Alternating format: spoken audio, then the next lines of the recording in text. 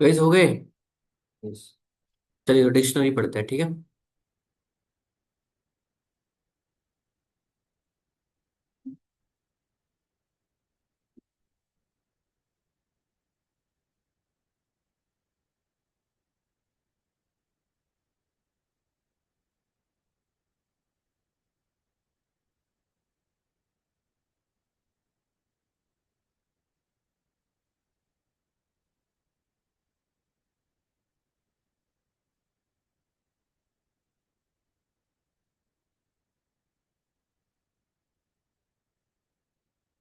तो क्या होता है पाइथन डिक्शनरी? जिसमें हम डेटा की वैल्यू पेयर में रख सकते हैं। अब इस देखो प्रॉब्लम क्या है। अब काम तो लिस्ट से भी चल रहा था ना, टपल से भी चल रहा था और सेट से भी चल रहा था। सबकी अपनी अपनी अलग प्रॉपर्टी है। बट अब डिक्शनरी की क्या जरूरत पड़ गई? हम्म। अगर आपको ये तो समझ में आ ही रहा होगा कि फिर अपना डेटा स्ट्रक्चर का हर किसी का अपना रोल है। मान लेते हैं हम किसी डेटा में एंट्री लेते हैं बट हम चाहते हैं उसमें डुप्लीकेट मेंबर ना आए, तो हम क्या कर लेंगे, वहां पर सेट यूज कर देंगे। बट सेट तभी यूज करेंगे जब हमें उसको as a index wise order में मेंटेन ना करना पड़े। अगर वैल्यू डुप्लीकेट हो रही है तो हम क्या यूज करेंगे, लिस्ट। और हमें ऑर्डर भी मेंटेन करना हो तो उस केस में लिस्ट यूज करेंगे। टपल, कि भाई डेटा तो हमें चाहिए, डुप्लीकेट भी चाहिए, बट वो हमें क्या करना है, एडिशन नहीं करना डेटा के अंदर। ठीक है, तो उस केस में क्या यूज कर सकते हैं, टपल। अब आती है डिक्शनरी की बात। अब इन तीनों से काम नहीं चल रहा था क्या? भाई लिस्ट, अगर आपको म्यूटेबल चाहिए था तो आप लिस्ट ले लेते, अगर आपको इम्यूटेबल चाहिए था तो आप क्या ले लेते, टपल ले लेते। बट अब ये कहाँ से आया? गई इसलिए आया था क्योंकि उसमें रीडेबिलिटी ना बहुत कम है। किसके अंदर? लिस्ट के अंदर। 4 लाख आइटम्स हैं या फिर 2 लाख आइटम्स है, मुझे कुछ ढूंढना है उसके अंदर, तो मुझे इंडेक्स पता होना चाहिए, है ना। प्रॉब्लम है कि नहीं है? इंडेक्सिंग का पता होना इज इंपॉर्टेंट। अगर मैं कहूँ कि भी एक काम करते हैं ना, अब मेरे जो स्टोर है, मान लीजिए आपके स्टोर, आपने दवाइयाँ स्टोर करी हैं, कोई एप्लीकेशन बनाया मेडिकल स्टोर के लिए, और उसके अंदर आपके पास क्या है, पूरा का पूरा लिस्ट है। अब कौन सी दवाई कौन सी इंडेक्स पे है ऐसे ढूंढा जाएगा नहीं ना। तो ये कह रहा है कि भाई एक काम करते हैं, एक नया डेटा स्ट्रक्चर लेते हैं जिसका नाम है डिक्शनरी, और उनको की और वैल्यू के पेयर में रख लेते हैं। प्रोडक्ट का नाम और उसका प्राइस, प्रोडक्ट का नाम और उसका प्राइस। ठीक है। इससे क्या आसानी रहेगी कि अगर हमें कुछ ढूंढना होगा ना, प्रोडक्ट को उसके नाम से ढूंढेंगे, ना कि उसकी इंडेक्स से ढूंढेंगे। तो इसलिए हमारी रीडेबिलिटी यहाँ पे क्या हो जाती है, बढ़ जाती है। कोड को मेंटेन करना हमारे लिए क्या हो जाता है, आसान हो जाता है। तो पहले इसकी प्रॉपर्टी के बारे में जानते हैं, ordered or unordered. So in Python 3.6 and earlier, dictionaries are unordered collections. This means that items do not have a defined order, and you cannot expect the items to be in the same order every time you, just like जैसे set में हो रहा था। ठीक है। Next, जो आपके 3.7 के बाद के वर्जन्स हैं, तो उसमें क्या होता है, डिक्शनरी का इंसर्शन ऑर्डर क्या होता है, मेंटेन। ओके। सेकंड क्या होता है, डिक्शनरी भी आपकी कैसी होती है, म्यूटेबल। डेटा किस वे में रखा जाता है यहाँ पर, डायनेमिक साइज, घटा बढ़ा सकते हैं, की मस्ट बी इम्यूटेबल, ये सबसे इंपॉर्टेंट है गाइस। ठीक है, की मस्ट बी इम्यूटेबल। आपकी की के अंदर केवल वही वैल्यू जा सकती हैं जो कि क्या होंगी, इम्यूटेबल। आप की के अंदर लिस्ट को नहीं रख सकते हो, बट की के अंदर टपल को रख सकते हो। इम्यूटेबल डेटा टाइप्स कौन कौन से होते हैं? टपल और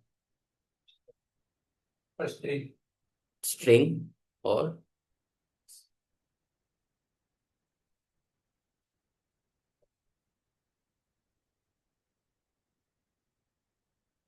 बताइए, इम्यूटेबल और कौन कौन से डेटा टाइप से? बस दो ही हैं, लिस्ट और स्ट्रिंग, सॉरी टपल और स्ट्रिंग। हम्म। इंटीजर, इंटीजर कैसे होते हैं आपके, इम्यूटेबल होते हैं। इंटीजर में कोई अपेंड मेथड चलता है, ऐड मेथड, और फ्लोट, और नन, और ट्रोजन सेट।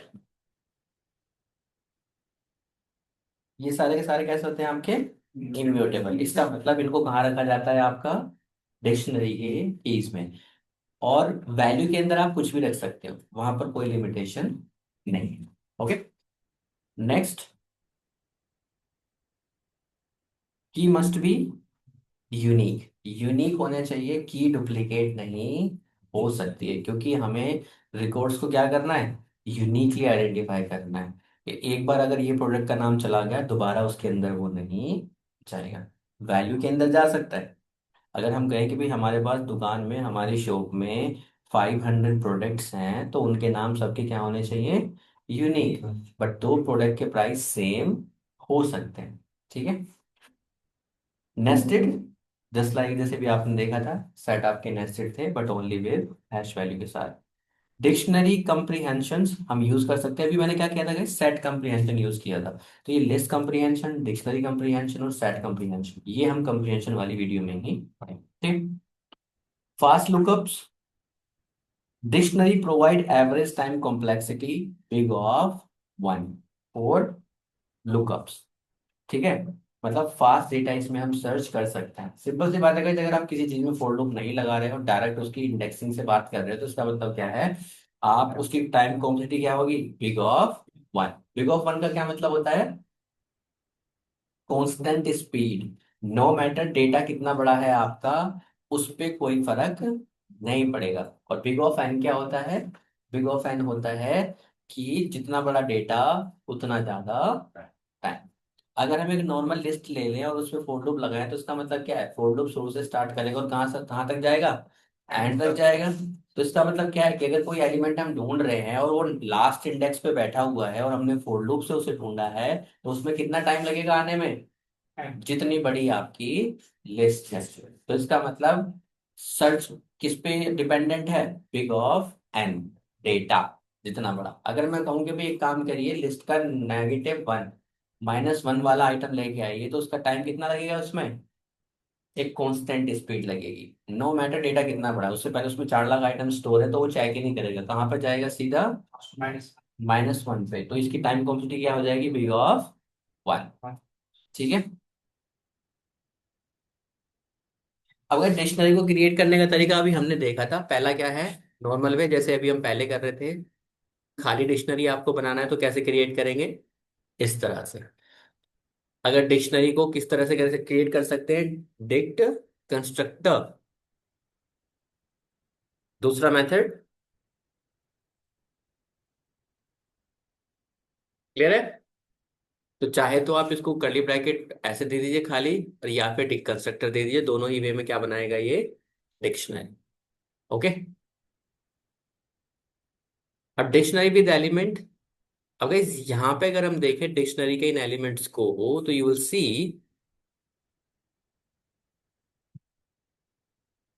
नेम कैसा है, इम्यूटेबल।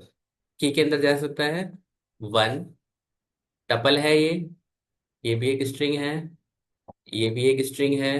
ठीक है। ये क्या है, एक फ्लोट है, ये भी एक स्ट्रिंग है, ये नन वैल्यू है। ठीक है। और ये एक बाइट्स है, और ये आपका फ्रोजन सेट है। तो यहाँ पर वो सारे डेटा टाइप है जो कि क्या है, इम्यूटेबल है। बट यहाँ पर हम इसको रख सकते हैं, हम कहें कि भाई यहाँ पे क्या लिस्ट रख सकते हैं, तो इसका मतलब है यस, रख सकते हैं। ठीक है। अब guys, क्योंकि डिक्शनरी को अगर आप डायरेक्ट प्रिंट करोगे तो ये थोड़ा उल्टा सीधा सा दिखता है आपको। ठीक है। लाइक दिस, अगर मैं इसको प्रिंट करना चाहूँ तो you will see,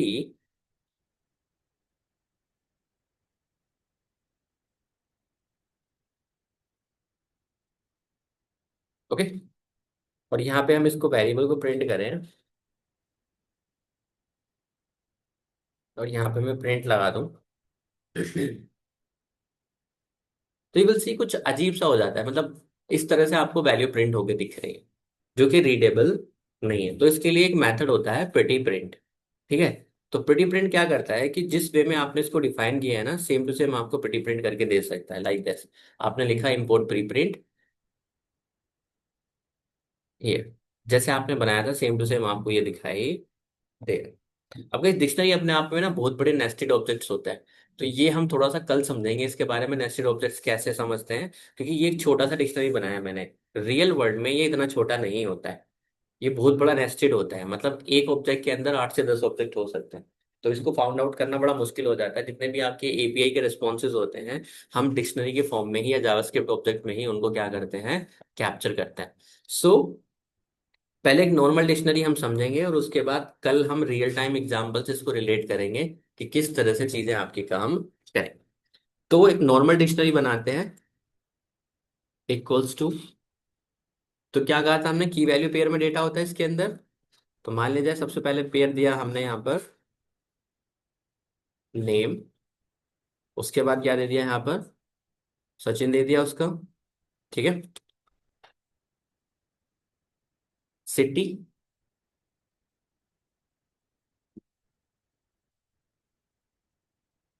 Noida, class, Python, okay. अब इससे डेटा कैसे एक्सेस होगा गए, सबसे पहले कि ये अनइंडेक्स्ड होता है। अगर आप कहने लगे कि इसका भी निकालिए जीरो आइटम का, तो ये भी क्या होता है, की एरर जीरो, ठीक है। तो कह रहा है कि इस नाम की कोई की नहीं है। एग्जैक्टली वो क्या कर रहा है, वो ढूंढने की कोशिश कर रहा है। यहाँ पर अगर आप लिख दो ना 0:1, या फिर दिस, तो ये आपको क्या प्रिंट करके देगा, दिस। तो ये जीरो ढूंढ रहा है उसके अंदर, और जो कि हमारे में जीरो नहीं था, तो इसलिए हमें क्या मिला, की एरर जीरो। नेम प्रिंट करना हो तो कैसे करेंगे, सिंपल, ओके। तो आपको नहीं लगता है कि रीडेबिलिटी यहाँ पे ज्यादा है। आपको वेरिएबल आपको चाहिए, आप सीधा सीधा उसके नाम से बुला लीजिए। आपको इंडेक्स याद रखने की जरूरत नहीं है, आपको इंडेक्स से एक्सेस करने की जरूरत नहीं है। अब डिक्शनरी के methods, dot, one by one देखते हैं गाइस। सबसे पहला क्लियर, उसके बाद कॉपी। दोनों वही काम करते हैं जो आपके टपल में और टपल में था, क्लियर। टपल में, टपल तो आपका कैसा होता है, इम्यूटेबल डेटा टाइप होता है। तो जब इम्यूटेबल होता है तो उसमें क्लियर आपको नहीं मिलेगा, ठीक है। यहां से शुरू करते हैं, गेट। अब guys एक मेथड है, एक तो भी जो मैंने लिखा है ना यहाँ पर, ये नेम की वैल्यू को एक्सेस करने के लिए। तो ये क्या कह रहा है, गेट से भी कर सकते हैं इसको। आप गेट के अंदर क्या लिख दो, तो यू विल सी आपको ये बात और ये बात दोनों क्या है, सेम, ठीक है। नेक्स्ट क्या दिखा रहा है आपको, आइटम्स। और आइटम्स के अंदर आप इसको रन करोगे तो यू विल सी आपको ये आइटम्स मिल जाएंगे, ठीक है। एग्जैक्टली में आपको क्या मिल रहा है गाइस, अगर आप ध्यान से देखो ये क्या मिल रहा है आपको, की वैल्यू पेयर तो मिल रहे हैं, बट डेटा टाइप क्या है ना। अगर इसको हम डेटा को स्टोर कर लें तो ये यही तो कह रहा है ये। क्या इस पे लूप लगाया जा सकता है, आप बताइए लोग मुझे, इस पे। हम्म, क्या हम इन वैल्यू को एक्सेस कर सकते हैं ना, नेम अलग मिल जाए और सचिन अलग मिल जाए, सिटी अलग मिल जाए और नोएडा अलग मिल जाए, रख सकता है ना लूप। ये अगर देखोगे बिहाइंड द सीन, ये डेटा टाइप जो है ना, इनको मिलके ही बन रहे हैं आपस में। की हमने बेशक यूज कर लिया, बट आपको क्या नहीं लगता ये लिस्ट ऑफ टपल नहीं है क्या, टपल नहीं है बीच में लिखे हुए। अगर आप इसको कहो कि भाई डेटा का पहला आइटम बताइए, तो क्या है, एक टपल है कि नहीं है। अगर आप कहो कि भाई इसका एक काम करके बताइए, मुझे डेटा का नेक्स्ट एलिमेंट प्रिंट करके बताइए जीरो वाला, तो क्या नहीं मिला हमें नेम। क्या हम अगर सारे एक्सेस नहीं कर सकते वन बाय वन, मैं यहाँ पे लिख दूं फोर की कॉमा वैल्यू इन, इसमें डेटा के अंदर, और यहाँ पे मैं क्या लिख दूं, प्रिंट की कोमा वैल्यू। खाली आपको की चाहिए तो की ले लो, आपको वैल्यू चाहिए खाली तो क्या ले लो, वैल्यू ले लो। अगर आपको यहाँ पे चेक करना हो, अगर डेटा का वैल्यू, इफ डेटा का क्या, अब तो डायरेक्ट चेक कर सकता हूँ ना, की तो मैं एक्सेस कर ही रहा हूँ। इफ की इक्वल्स टू क्या है, नेम, तो प्रिंट क्या करना है। अब गाइस एक्सेस तो दोनों हो ही रहे कि नहीं हो रहे,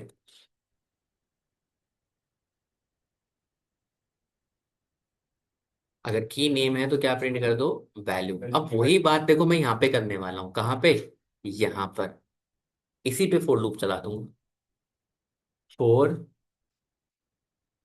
की comma value in dictionary dot items, और प्रिंट यहाँ पे आप क्या कर सकते हो, की कॉमा वैल्यू।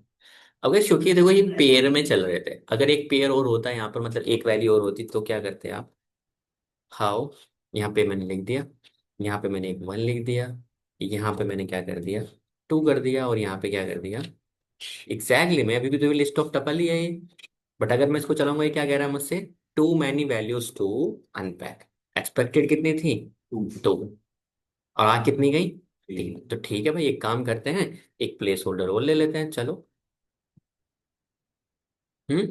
प्लेस होल्डर क्या होता है कि मान ले जाए कोई वैल्यू को हम अनपैक तो कर रहे हैं, बट एग्जैक्टली में हमें उस वैल्यू की नीड नहीं है, तो हम उसके लिए क्या लगा देते हैं यहाँ पर, अंडरस्कोर। तो अननेसेसरी कोई नया वेरिएबल नहीं ले रहे कि वो खामी का क्या करेगा, वैल्यू को होल्ड करेगा, उसमें डेटा को रखेगा, फिर मेमोरी लोकेटर उसे चेक करेगा क्या उसका कोई रिस्पॉन्स है या फिर उसके कोई वैल्यू है कहीं पर, तो उसके बाद क्या करेगा, उसको डी लोकेट करेगा। तो इससे अच्छा है कि हमने क्या ले लिया, प्लेस होल्डर ले लिया। अगर आपको ये वैल्यू भी कैप्चर करनी है तो मैं क्या करूंगा, एक वेरिएबल ले लूंगा, थर्ड वैल्यू ले लिया, और मैं इसको भी क्या कर सकता हूँ, प्रिंट कर सकता हूँ। और प्रिंट वैल्यू की जगह पे मैंने यहाँ पे कर दिया कि उसकी थर्ड वैल्यू बताइए क्या है। अगर की में नेम मिल जाए आपको तो उसकी वैल्यू क्या बताइए, थर्ड वैल्यू।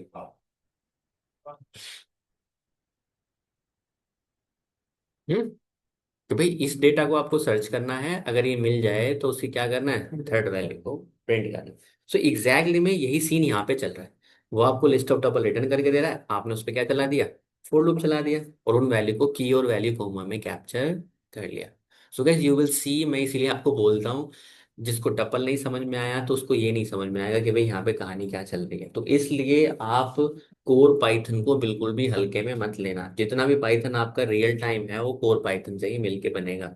आगे जाके कोई नई चीज आप नहीं सीखोगे उसके अंदर। ठीक है। अब डिक्शनरी का आप रोल देखोगे तो पूरा पूरा वही चल रहा है कि नहीं चल रहा? दो डेटा टाइप को मिला के बन गया ये। अब आगे मेथड कौन सा है इसके अंदर, डॉट टैब आइटम्स देख लिया आपने। अब देखो कीज क्या रिटर्न कर रहा है, देखो कीज देखो ध्यान से, एक लिस्ट रिटर्न कर, इस पे भी लूप लगा सकते हो, लगा सकते हो कि नहीं लगा सकते हो। उसी तरह से आप किस पे लगा सकते हो, वैल्यू पे लगा सकते हो। यहाँ पे मेथड है तो कॉल करना पड़ेगा। लो ये वैल्यू आ गई सारी। आइटम्स क्या दे रहा है, दोनों का कॉम्बिनेशन दे रहा है, और कीज केवल क्या दे रहा है, लिस्ट दे रहा है, और वैल्यू क्या दे रहा है, केवल आपको वैल्यू दे रहा है। आपको डेटा टाइप पकड़ना है क्या दे रहा है, ठीक है भाई, लिस्ट रिटर्न करना है तो मैं इसको लिस्ट पे चला दूंगा एक फॉर लूप को, ये कह रहा है कि ये था, है कि नहीं, चला सकते हैं लूप, नहीं। चलो नेक्स्ट,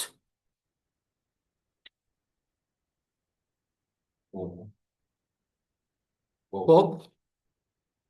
अब देखो भाई पॉप यहाँ पे क्या करेगा, तो जो अब लिस्ट में कैसे बिहेव किया था, उनने इंडेक्स मांग रहा था आपसे, और नहीं दे रहे थे तो क्या कर रहा था, अरे ये चीजें सब ना मेंशन है, आपको जरूरत नहीं है याद करने की। देखो अब चीजें याद कैसे होती है, मुझे कैसे याद रहती है, क्योंकि मैंने बहुत बार की हुई है तो इसलिए मुझे याद रह जाती है। आपको शुरू में याद नहीं रहेगी कि भाई पॉप लिस्ट में क्या करता है, बट अगर आप उसकी डॉक्यूमेंटेशन पढ़ लोगे ना तब भी करते करते, लिस्ट वन, और यहाँ पे आप अगर पॉप देखोगे और उसकी डॉक्यूमेंटेशन चेक करोगे तो वहाँ पे साफ साफ मेंशन है ये चीज। क्या कह रहे हैं कि भाई index equals to minus one. अगर आप प्रोवाइड नहीं करोगे इंडेक्स तो मैं क्या करूंगा, माइनस वन को डिलीट करूंगा। अगर आप कह रहे हो कि चलो जीरो करना है तो आपके हिसाब से कर दूंगा लो। हम्म। अब मैंने इंडेक्स इक्वल्स टू क्यों नहीं लिखा, इसका आंसर आपको पता ही होगा। क्यों नहीं लिखा index equals to minus one, sorry index equals to zero क्यों नहीं लिखा, क्यों नहीं लिखा, फॉरवर्ड स्लैश, क्योंकि वो कीवर्ड आर्गुमेंट एक्सेप्ट नहीं करते। अब आप सोच रहे होगे आधे होंगे इसमें से कि इसका क्या मतलब है, होगा एक दो तो जरूर, नहीं है। हाँ जी सर, पता है। चलो ठीक है। तो अब यहाँ पे क्या पॉप करेगा गाइस, जो हमारी डिक्शनरी है तो उस पे पॉप क्या करेगा, तो उसको भी पढ़ लेते हैं, भाई डॉक्यूमेंटेशन पढ़ लेते हैं ना। बट इतना तो हमें पता है कि डिक्शनरी क्या कर रही है, इंसर्शन ऑर्डर को तो मेंटेन कर रही है ना। तो यहाँ का पॉप देखिए, ये पॉप क्या कह रहा है। हम्म।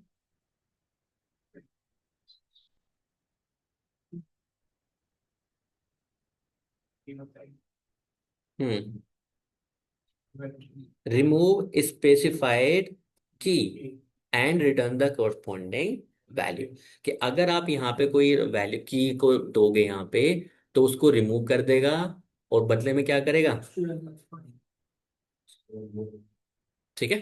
तो अगर हम कह रहे हैं यहाँ पे कि नेम को क्या कर दो, पॉप कर दो, तो ये क्या रिटर्न कर देगा हमें। पता पड़ रहा है ना, डॉक्यूमेंटेशन बिल्कुल। ठीक है।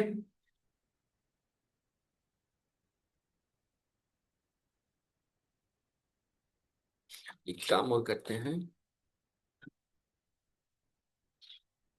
हाँ, एक चीज और लिखी है वहां पे, के के बाद क्या लिखा हुआ है, टी। तो वैसे ये कह रहा है कि remove specified key and return the corresponding value if the key is not found, return the default if given, otherwise raise a key error. तो अगर यहाँ पे ये की नहीं मिली, गाइस ध्यान से देखना, नेम है हमने डिलीट कर दिया, नेम नहीं है, तो ये क्या कह रहा है, नेम इज नॉट फाउंड। आप नेम को स्टार्ट किया आपने ढूंढना, और आप यहाँ पे लिख सकते हो कोई डिफॉल्ट वैल्यू। डिफॉल्ट वैल्यू वहां पे क्या है, कुछ नहीं है। ठीक है। तो यहाँ पे मैं लिख सकता हूँ नॉट फाउंड। तो अगर नेम नहीं मिलता है तो वो क्या रिटर्न करेगा, नॉट फाउंड। अगर मिलता है तो क्या करेगा, उसको डिलीट करेगा। ठीक है। तो आपने देखा कितना काम आसान हो गया आपको। अगर आप लूप लगाते, तो लूप लगाने के बाद क्या करते, पहले लूप लगाते, कंडीशन चेक कराते, और कंडीशन चेक कराने के बाद क्या करते, अगर नहीं होता तो उसके बाद क्या कराते, नोट फाउंड को रिटर्न कराते। अब डिक्शनरी से हमें ये फायदा हो गया कि हमने की को सीधा सीधा क्या किया, डिलीट भी कर दिया, और डिलीट के साथ साथ अगर नहीं है तो हमें रिटर्न भी हो गया कि भाई नहीं है, आइटम इज नॉट अवेलेबल। तो हमको अननेसेसरी इतने सारे लूप वगैरह हम चला रहे हैं, हमें खुद से चलाने की जरूरत नहीं। क्लियर है। नेक्स्ट मेथड देखिए।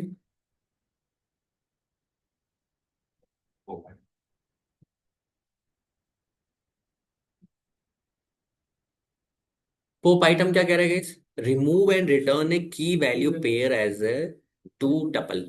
मतलब की और वैल्यू का सिंपल सी बात है, जब डेटा पेयर में होता है तो एक ना तो वैल्यू डिलीट कर सकते हैं, ना ही की डिलीट कर सकते हैं। डिलीट होगा तो दोनों एक साथ होंगे, और स्पेशली हम की ही डिलीट करते हैं क्योंकि वैल्यू आपकी क्या है, डुप्लीकेट है। तो वैल्यू अगर डुप्लीकेट होंगी तो कैसे पता करोगे कि कौन सी वाली करनी है, तो इसलिए हम क्या करते हैं, की से ही डेटा डिलीट करते हैं। यहाँ पर एक चीज लिखी गई, pairs are return in LIFO. LIFO का क्या मतलब है, last in first out order. तो लास्ट इन मतलब क्या हुआ, बाद में आया हुआ पहले जाएगा, last in first out. LIFO एक होता है आपका फीफो, फीफो मतलब स्टिल फर्स्ट आउट।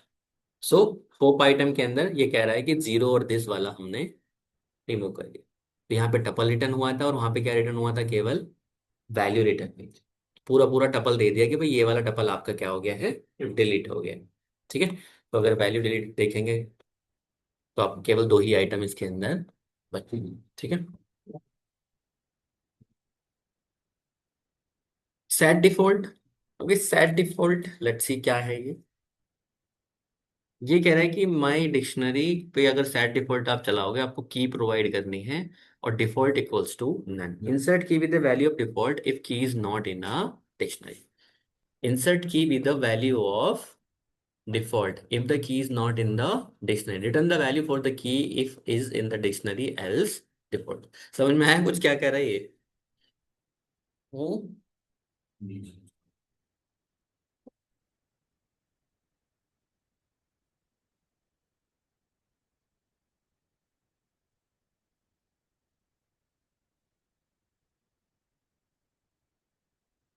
देखो इतना तो पता चल रहा है कि की क्या है एक। हम्म। की एक वैल्यू है, मतलब कि एक की मांग रहा है ये। कैसा आर्गुमेंट है ये, किस तरह का आर्गुमेंट है, क्या कहते हैं इसको।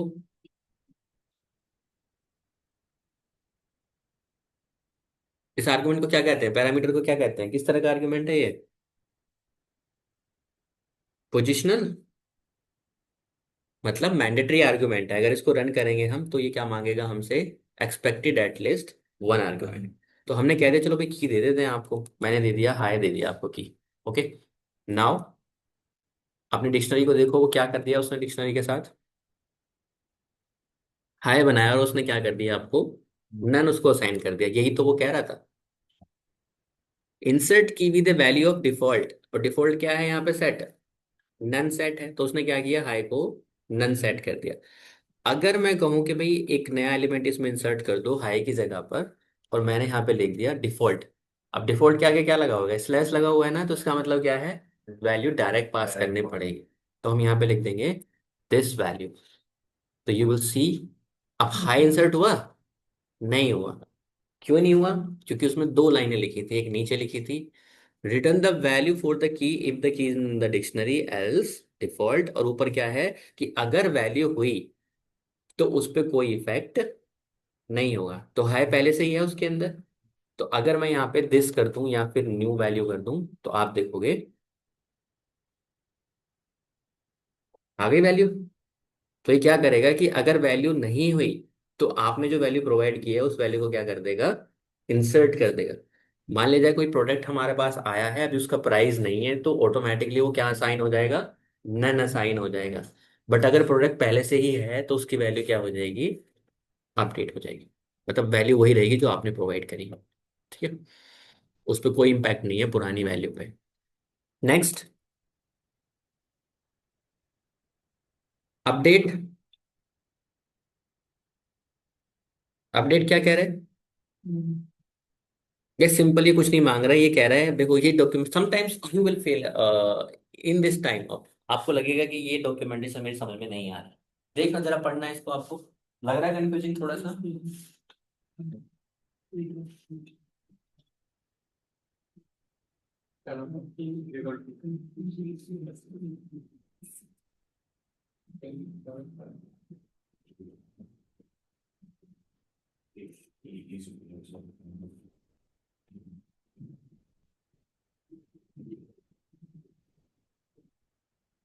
इसी सिंपल ये कहना चाह रहा है, आप अपडेट के अंदर केवल वही डेटा स्ट्रक्चर दे सकते हो जो की वैल्यू पेयर में कन्वर्ट किया जा सके।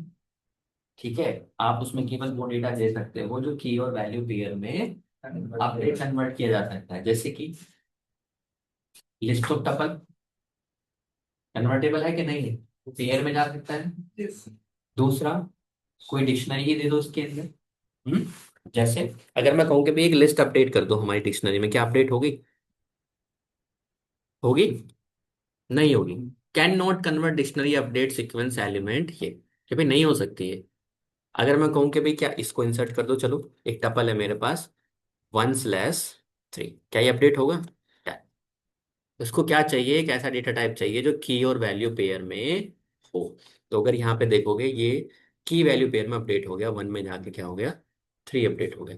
उसी तरह से कह रहा है कि दूसरा डेटा क्या हो सकता है, लाइक दिस, डॉट अपडेट, और अपडेट के अंदर क्या चाहिए इसको, एक डिक्शनरी दे दो चाहे डायरेक्ट, और कॉलन, ये भी अपडेट हो जाएगा। हुआ कि नहीं हुआ।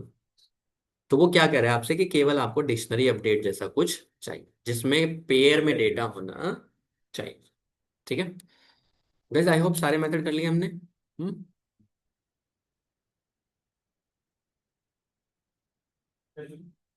ठीक है, तो वैल्यूज तो हमने ऊपर ही देख लिया था ये।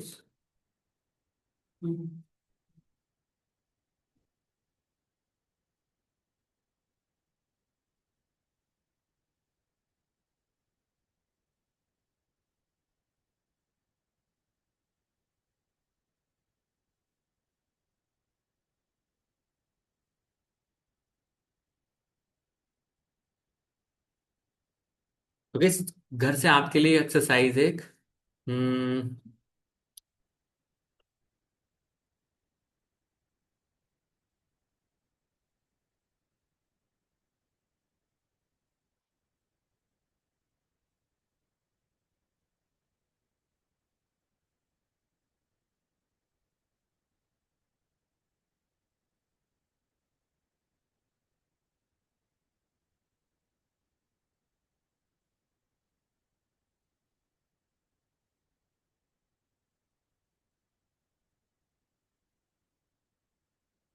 वैल्यू अपडेट कैसे होगी? मान लीजिए हमें वैल्यू रिप्लेस करनी है, तो कैसे करेंगे?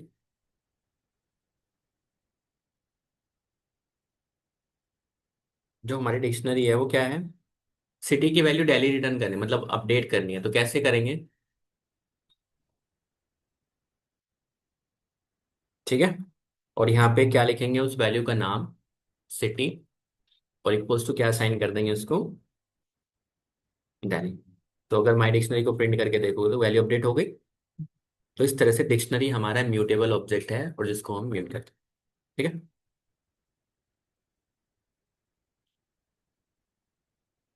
तो एक्सरसाइज देखो ध्यान से, क्या करके लाना है घर। ओके।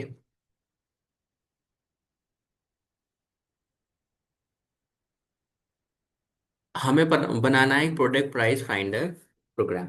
ओके। इसके अंदर क्या है? Use a dictionary where product names and keys and prices are values. हमारे पास एक डिक्शनरी है, ठीक है, इसके अंदर बहुत सारे एलिमेंट हो सकते हैं, 50 ले लो, 60 ले लो, आपकी मर्जी है, मैंने दो ही रखे हैं। ठीक। अब हमें क्या करना है? यूजर से एक प्रॉम्प्ट कराना है। ठीक है। Allow the users to search for the product. वो इनपुट करेगा प्रोडक्ट का नाम। क्या करेगा? प्रोडक्ट का नाम।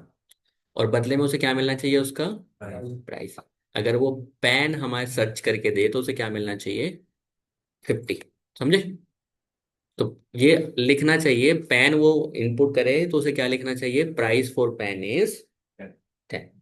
गैस क्या होता है मेडिकल स्टोर में? ऐसे ही होता है कि नहीं होता है? दवाई का कितना एमआरपी है, वो क्या करता है? वो नाम लिखता है, और नाम लिख के उसे क्या आ जाता है नीचे? प्राइस।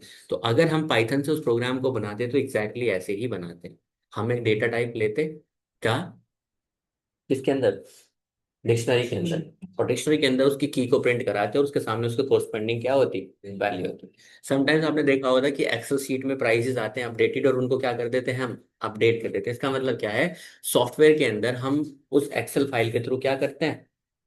डेटा अपलोड करते हैं। अपडेट क्यों मांगता है सॉफ्टवेयर की? सर मैंने अपडेट पे लगाया। अपडेट क्यों लगाया? क्योंकि हो सकता है एमआरपी के प्राइसेस क्या हुए हैं, सुबह अपडेट हुए हैं। तो एग्जैक्टली में हुआ क्या है? कोड वही है, और बिहाइंड द सीन क्या हुआ है कि एक्सेल थ्रू के या फिर डेटाबेस के थ्रू हमने क्या किया है? प्राइसेस को चेंज किया। तो हमारे डेटाबेसेस क्या है?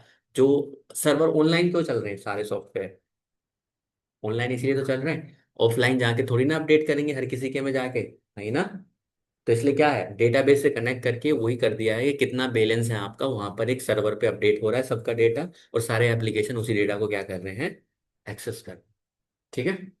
तो नए प्राइस किसके अंदर आ जाएंगे? डिक्शनरी के अंदर आ जाएंगे, और वही उसको क्या कर लेगा? एक्सेस कर लेगा।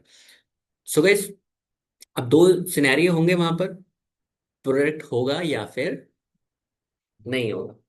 दो ही चीज होंगी, या तो होगा या फिर नहीं होगा। तो अगर है product, if product does not exist, ask the user if they want to add it. अगर प्रोडक्ट नहीं है, मान लिया जाए हमने पेन सर्च किया और पेन उसके अंदर नहीं है, तो मुझसे पूछेंगे पेन इसके अंदर नहीं है, क्या आपको अपडेट करना है पेन? तो क्या करना है? पेन को अपडेट करना है। अब ये सिंपल सी बात है, जब पेन अपडेट करोगे तो उसकी वैल्यू भी चाहिए, तो वैल्यू लोगे यूजर से। कि भाई वैल्यू, अगर आप पेन को अपडेट करना चाह रहे हो तो उसकी वैल्यू और बताइए कितने का है पेन। वो पेन को इंसर्ट कर देगा, और आप क्या कर दोगे? उस डिक्शनरी को उसके अंदर अपडेट कर दोगे। तो नेक्स्ट टाइम अगर वो पेन सर्च करे तो वो प्राइस दिखना चाहिए। दूसरा सिनेरियो क्या होगा? वो बोले कि नहीं करना है, तो प्रोग्राम क्या कर जाना चाहिए? एग्जिट कर देना चाहिए। ठीक है। इसमें एक चीज आपको करनी है, क्या? Text to speech integration. The program uses PyTTSX3 and Win32com.client to provide spoken feedback for every interaction. Program आपका बोलना चाहिए, ठीक है। पहले वो ग्रीटिंग करेगा, hello, good morning, good afternoon, जो भी आपको लिखना है उसके अंदर। After that, do you want to update the price, या do you want to search the price, जो भी आप लिखोगे वो बोलना चाहिए। ठीक है।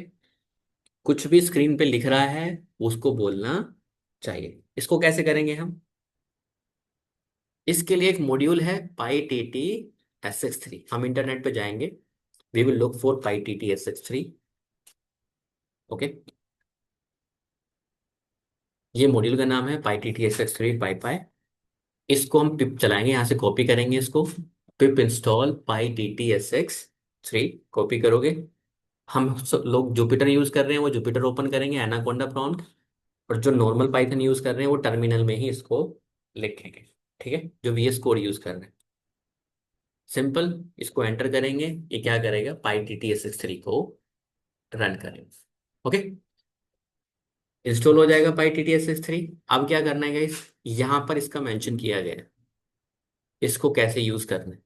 किसी ने इसको अच्छे से समझाया, बहुत बढ़िया करके, देखो हर कोई डॉक्यूमेंटेशन यहाँ पे उसने लिखी है। उसने कहा है इसको सबसे पहले आपको क्या करना है, इसको इंपोर्ट करना है।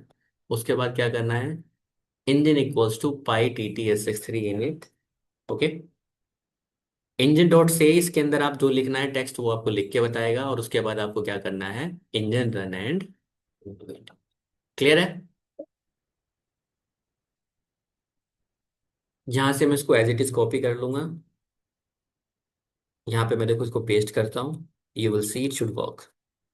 I will speak this text. ठीक है, आप यहाँ पे जो ग्रीटिंग लिखना चाहते हैं वहां पे ग्रीटिंग लिख सकते हैं, जैसे मैंने बोला। तो सबसे पहले हेलो गुड मॉर्निंग बोलना चाहिए इसको।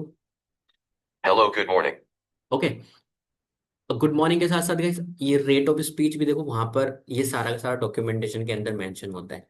ये किस, getting details of current speaking rate, कितनी रेट से बोल रहा है, जल्दी बोल रहा है, मंदा बोल रहा है, ये सब चीजें, हम कितनी जोर से बोल रहा है, ये सब सेट कर सकते हैं। ठीक है, अब आप देखोगे कि ये क्या है, मेथड है कि नहीं है।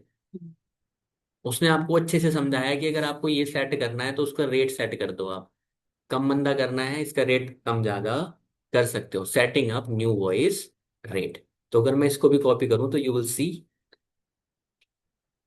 यहां से यहां तक, Indian dot set property, run and wait के बीच में मैं इसको कहीं मेंशन कर दूंगा यहाँ पर। ठीक है, here engine dot PyTTSX3 init, और यहाँ पर रेट मैंने सेट कर दिया है 125। Hello, good morning.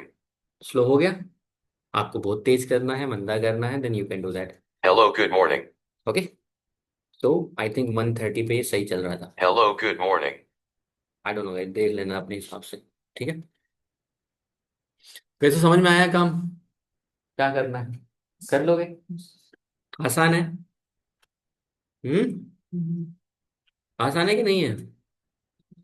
अगर ये कह रहा है कि सेविंग वॉइस फॉल, अगर आपको ये रिकॉर्डिंग इतना कितना रिकॉर्ड हुआ सारा, तो ये फाइल भी आप test.mp3 में स्टोर कर सकते हो। तो एक एक चीज का हर मॉड्यूल की समझाई जाती है।